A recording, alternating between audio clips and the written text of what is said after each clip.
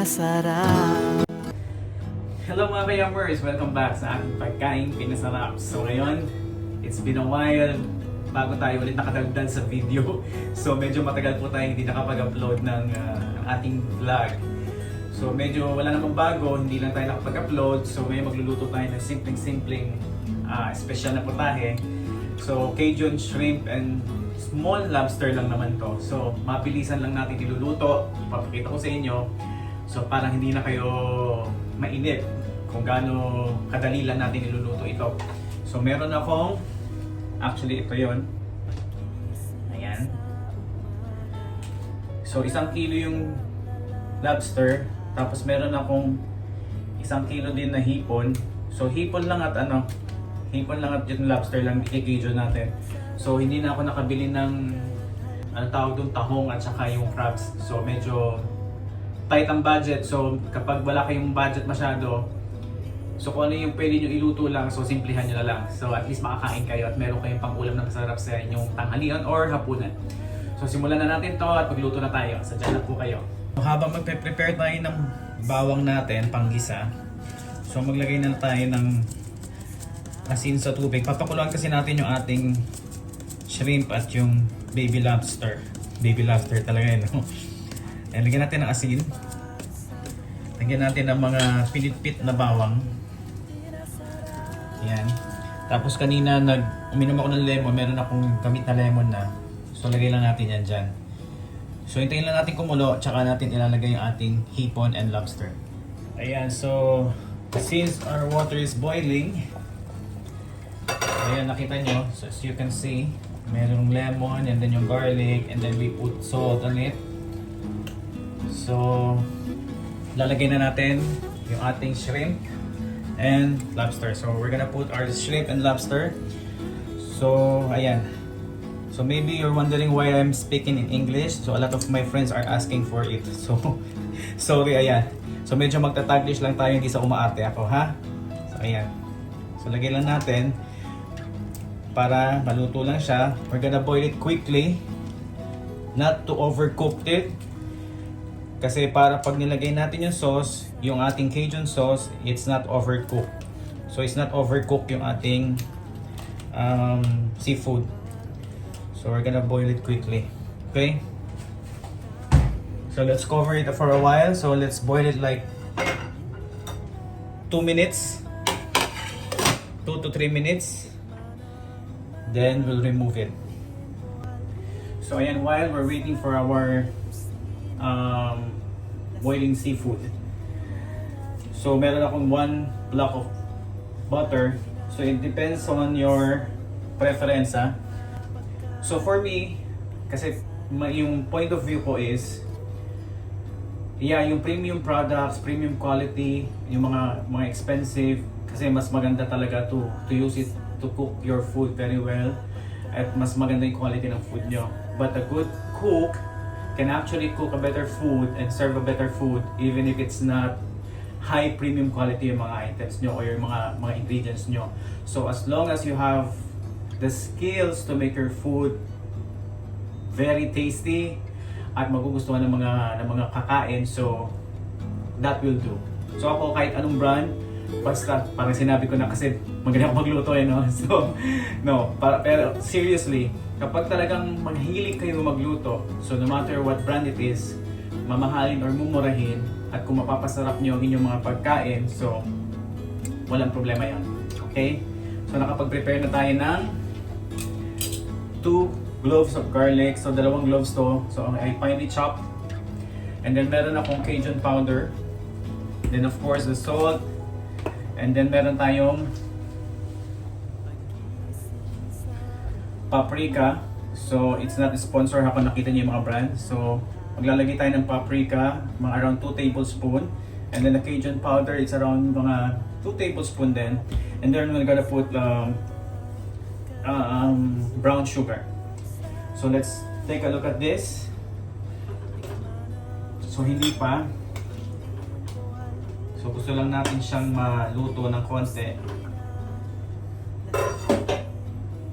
So if you're gonna see, ayan. So So pa-i-boil lang natin ng konti. Tapos ahunin na natin. Basta nag-orange na siya. So okay na yan kasi gigisa pa natin naman. Okay? So ayan, nakita nyo, na-boil na natin siya. So as long as nag-orange na yan, then you can remove it kasi gigisa pa naman natin siya for the sauce, with the sauce. Okay? Kaya na natin kasi ma-overcook. So now, I'm gonna add sunflower oil. Actually, if you have a lot of budget, syempre ang ginagamit dito is more on olive oil. Kasi syempre, for healthy. Pero una tayong magpaka-hipokrito. Sa tingin nyo ba, sa restaurant, they're gonna put olive oil sa lahat ng mga Cajun sauce nila? Of course not, di ba? So, pero kung syempre sariling kain nyo, then put olive oil. Kaso medyo may pagka-expensive.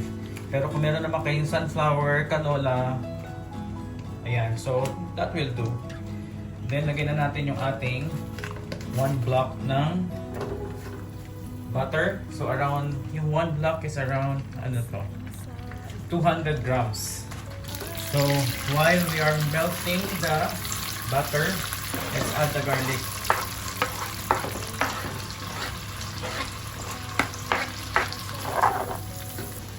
So ayan, hindi natin i-burn yung ating garlic kasi ayaw natin magkaroon ng lasa ng toasted garlic yung ating Cajun.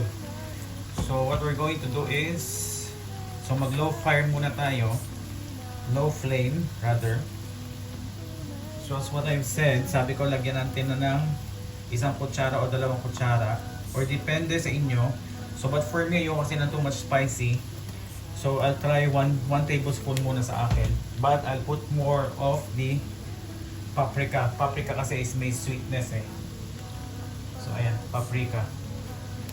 So, smoky sweetness base. Ayan.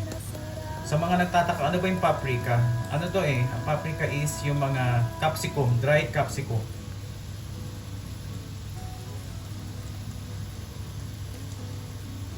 Ayan. And then, super bilis lang ito. Lagyan natin ng around 2 tablespoon ng oyster sauce.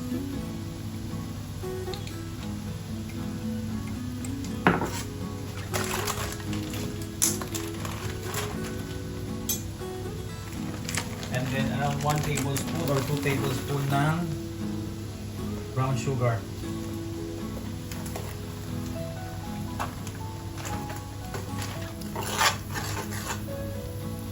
Lagyan lang natin ng konting salt to taste.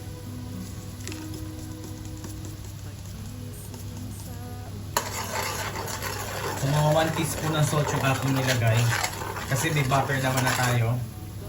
So that's it. Then we're gonna add our seafood. So ganun lang kabilis. So that's very simple, okay? Simple and easy.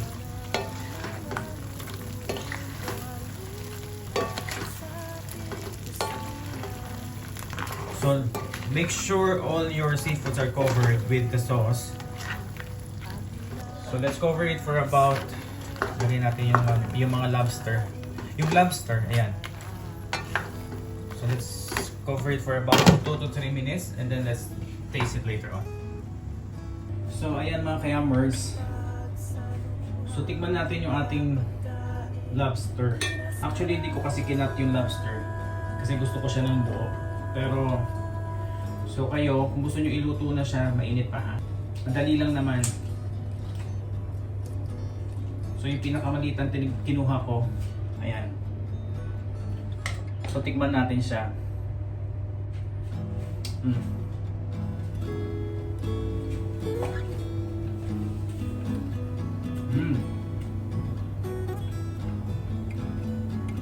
Sarap. Sarap to sa kanin. Hindi ko ibabalik pala. Kasi mukhang masira. Anyway, ang sarap ubusin ito. Alam nyo, kung gusto nyo na maanghang, init. Kung gusto nyo na mas maanghang pa, so yung Cajun powder nyo, just increase the quantity, the amount. o yung dami ng tablespoon, 2 to 3 tablespoon kung marami kayo niluluto. So ito kasi around 2 kg ito, 1 tablespoon of Cajun powder lang yung nilagay ko. Kasi ayoko na masyado manghang. Bawal kasi sa akin. So, but anyway, so it's up to you. So ganito lang kasimple ang ating Cajun shrimp and mini lobster, baby lobster. So I hope you're gonna try it at your home. So lahat ng madaling pagkain, so ngayon medyo mabilis, so i-feature natin yan, so gagawin natin yan para sa inyo. So maraming salamat po sa inyong panonood at sa mga walang sawang sumusuporta sa ating channel.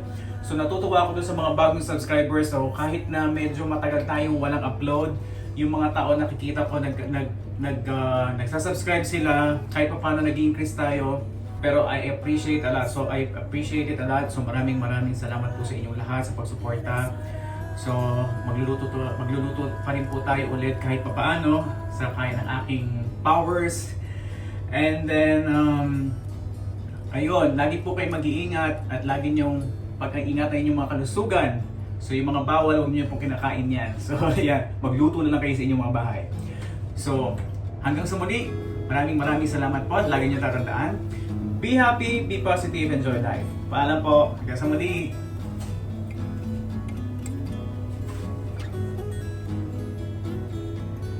Masarap talaga siya. May Cajun ba naman, di ba? Kaso mainit. Yan.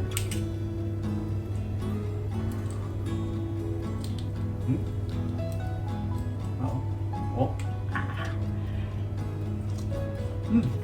Ayun. Paalam.